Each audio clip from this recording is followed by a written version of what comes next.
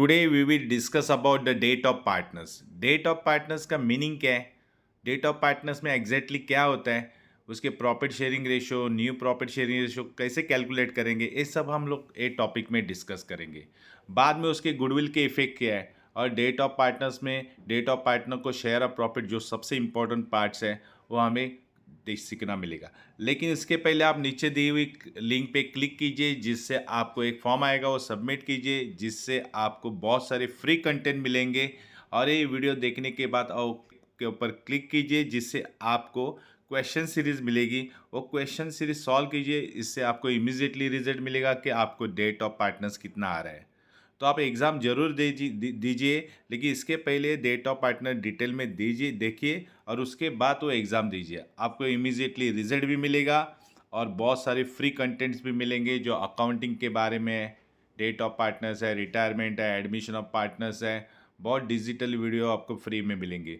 उसके अलावा भी आपको एडमिशन ऑफ पार्टनर्स के अलावा भी आपको इकोनॉमिक्स के टॉपिक के भी फ्री कंटेंट्स मिलेंगे, ऑर्गेनाइजेशन ऑफ और ओसी के भी फ्री कंटेंट्स मिलेंगे, एसपी के मिलेंगे, इंग्लिश के भी मिलेंगे फ्री कंटेंट्स।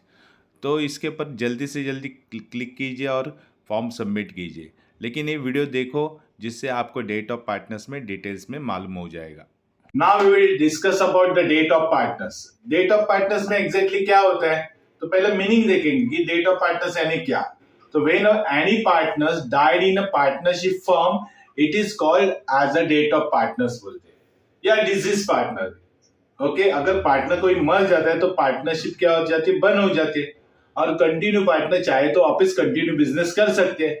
तो देखो, ये death of partners, admission of partners है, रिटायरमेंट ऑफ पार्टनर्स है, इसमें ऑलमोस्ट 80% प्रोसेस सेम है। इसलिए टॉपिक कंबाइन करो, यानी तीनों टॉपिक एक साथ करेंगे तो आपको कंपैरिजन में मालूम हो जाएगा कि एग्जैक्टली ये तीनों टॉपिक में क्या क्या है।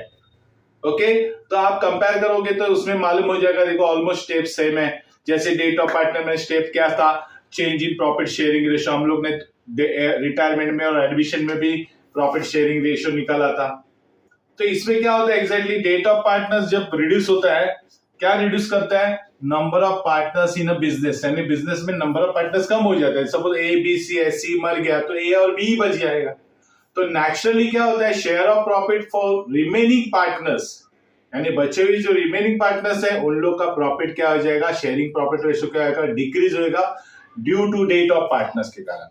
तो इसके लिए हम लोग को कैलकुलेशन करना पड़ेगा। न्यू रेशो कैसे होता है, तो देखो, calculation of the new ratio may be arise in any of the following वे। जैसे देखो, एक क्वेश्चन लेंगे, लेकिन उसके पहले देखेंगे कि न्यू प्रॉफिट शेयरिंग रेशो कैसे निकालते हैं। तो फॉर एग्जांपल देखो, इफ देयर आर 3 पार्टनर्स है, जैसे ए बी सी है ना, उन लोग का प्रॉफिट शेयरिंग रेशो कितना है, 3:2:1 है। ओके, और उसमें मिस्टर सी क्या होता है, डाइस हो जाए, मर जाता है। तो दोनों का रेशो क्या रहेगा, ए और बी का क्या रेशो रहेगा, what will be the new ratio and gain ratio.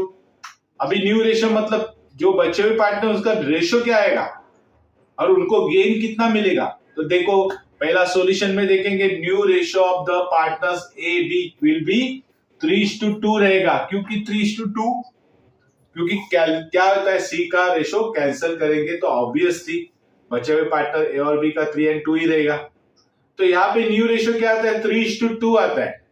क्योंकि सी का जो 1 रेशो था वो चला गया, तो इधर न्यू रेशो आता है 3:2। तो देखो, न्यू रेशो है 3:2 का मतलब ए का रेशो कितना आएगा, 3/5, बी का रेशो आएगा 2/5। ओल्ड रेशो क्या था, देखो क्वेश्चन में ओल्ड रेशो दिया था 3:2:1। तो ए का रेशो कितना था, 3/6, क्योंकि 3 + 2 + 1 6 होता है। तो बी का रेशो क्या था, 2/6।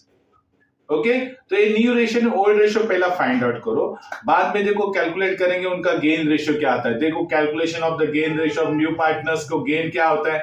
सो न्यू पार्टनर्स का गेन रेशो निकालते समय फॉर्मूला है new ratio minus old ratio is equal to gain ratio.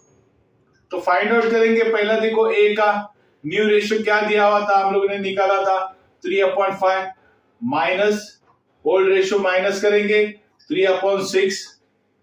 तो बेस इक्वल करेंगे, तो बेस इक्वल करते समय क्या करते हैं, 5 से मल्टीपल करते हैं, बाद में 6 से मल्टीपल करते हैं, तो 5 और 6 मल्टीपल करेंगे तो देखो क्या आएगा कैलकुलेशन, तो 3 इंटू 6 आ जाएगा, 5/6 आएगा, माइनस 3 इंटू 5 आएगा, 6/5 आ जाएगा। तो ये मल्टीपल करते तो हमें क्या मिल जाता है, देखो 18/30 माइनस 15/30। ओके, तो इसका ही मतलब होता है जो बेस देखो इधर 30 आ गया इक्वल, बेस इक्वल हो गया है, तो बेस इक्वल लेंगे 30 और 18 माइनस 15 कितना आ जाएगा, is equal to 3/30। Similarly B के केस में भी देखो उसका रेशियो क्या था, तो 2/5 माइनस ओल्ड रेशियो है 2/6। बेस इक्वल करने के लिए हमें क्या करना पड़ता है, मल्टीपल करना पड़ता है। दोनों बेस को मल्टीपल करेंगे तो हमको ऊपर के लेवल पे भी इक्वलाइज लाने के लिए मल्टीपल करना पड़ेगा। जैसे 2 इंटू 6 हो जाएगा तो 5 इंटू 6 आ जाएगा, माइनस 2 इंटू 5 करेंगे तो 6 इंटू 5 आ जाएगा। तो देखो बेस में इधर 30 आ गया तो ऊपर कितना आता है, 6 2 12 और 5 2 10। तो 5 2 10 करके माइनस करेंगे तो 12 माइनस 10 2 आ जाएगा, और 30 बेस है इसलिए रेशियो क्या आएगा 2/30। तो देखो ए और बी का रेशियो आ गया 3/30 इज टू 2/30, तो 30 कैंसिल हो जाएगा, तो गेन रेशियो कितना आने वाला है 3:2। तो ये गेन रेशियो था। अगर ये गेन रेशियो आपको डिफिकल्ट लग रहा है तो हमारे वेबिनार लेक्चर अटेंड करो, उसमें हम लोग डायरेक्ट दिखाएंगे कि कैसे कैलकुलेट करते हैं बोर्ड पे। ओके, तो नेक्स्ट स्टेप्स है accounting treatment of the goodwill at the death of the partner, at the time of the death of partners में देखो गुडविल की ट्रीटमेंट क्या है। सो ये गुडविल की ट्रीटमेंट डेट के बारे में और रिटायरमेंट के बारे में ऑलमोस्ट सेम है। आप कंपैरिजन करो गुडविल तीनों में तो आपको ये इजी टॉपिक लगेगा। तो देखो आपने चारों केस में देखो, पहले केस में ए में देखा गुडविल रेज करने का, लेकिन फुल गुडविल रेज करने का, गुडविल का अमाउंट पूरा फर्म का लेने का क्योंकि सब पार्टनर्स में देने का। बी केस में देखो गुडविल रेज करने का फर्म के पार्टनर्स का, लेकिन रिटर्न ऑफ करने का। सी केस में गुडविल रेज करने का, लेकिन कब तक, to the extent of died partners share तक। डी केस में गुडविल रेज करने का कब तक, डाइड पार्टनर्स शेयर तक, लेकिन रिटर्न ऑफ करने का। तो ये देखो आसान एंट्रीज है, आप कंपैरिजन करो, याद रखो और आगे का स्टेप्स देखो। Now we will consider the steps to be considered while date of the partners from the business। देखो कौन से स्टेप्स है, हम लोग ने एडमिशन में भी देखे, रिटायरमेंट में भी देखे, अभी डेट में भी देखेंगे। पहला फाइंड आउट क्या करो, प्रॉफिट शेयरिंग रेशियो। दूसरा क्या फाइंड आउट करो, कैलकुलेशन ऑफ द गुडविल। सी देखो revaluation of assets and liability in the firm. Definitely जो कोई पार्टनर डाइड हो जाता है, मर जाता है, तो बाद में जो असेट्स रिवैल्यूड हो जाते हैं, बाद में जो भी रिजर्व है, प्रॉफिट है, लॉस है, वो पार्टनर्स में डिस्ट्रीब्यूट करो, यानी उसका शेयर उसमें दे दो। और जो लास्ट में उसकी जो मर गया पार्टनर्स, उसको अमाउंट पेबल करो डाइड पार्टनर्स को, जो भी देने का है, जो भी कंडीशन है, टर्म्स एंड कंडीशन। तो ये स्टेप्स है डेट ऑफ पार्टनर्स। अभी हम लोग ये स्टेप सब कंसिडर करने के बाद वन बाय वन एक क्वेश्चन देखेंगे और सॉल्व भी करेंगे।